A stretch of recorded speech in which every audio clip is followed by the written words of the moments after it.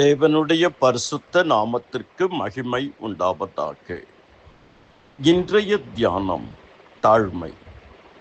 தாழ்மையை அளிக்கக்கூடிய காரியங்களை நாம் தியானிக்க இருக்கிறோம்.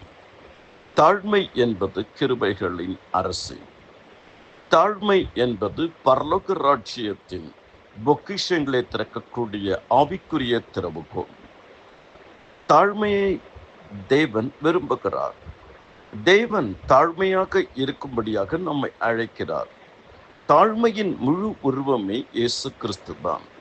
இயேசு கிறிஸ்து சொல்லுகிறார், நான் சாந்தமும் மனத்தாழ்மை உள்ளவனுமாக இருக்கிறேன்.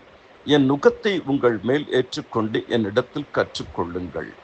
பவுலடிக்கிறார் இதை அழகாக விளக்கி சொல்லுகிறார். பிலிப்பியர் 2வது அதிகாரம் 5 முதல் 8 வரை. தாழ்மை என்பது ஒரு கிறிஸ்துவனுடைய அடையாளம்.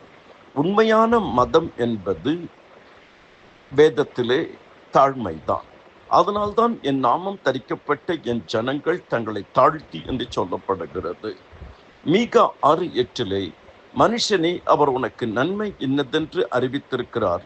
நியாயம் செய்து இரக்கத்தை சிநேகித்து அவருக்கு முன்பாக மனத்தாழ்மையை நடப்பது இல்லாமல் வேற என்னத்தை கர்த்தரிடத்தில் எதிர்பார்க்கிறார்?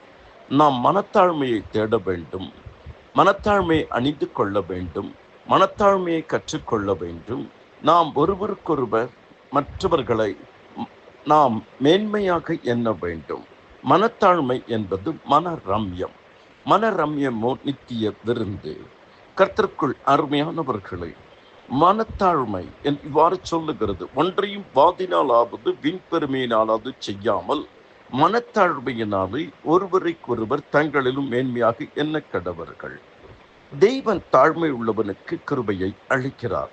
தாழ்மை உள்ளவனை உயர்த்துகிறார். வாழ்வின் உயர்வுக்கு எளிய வழி நாம் கர்த்தருக்கு முன்பாக தாழ்மைப்பட வேண்டும்.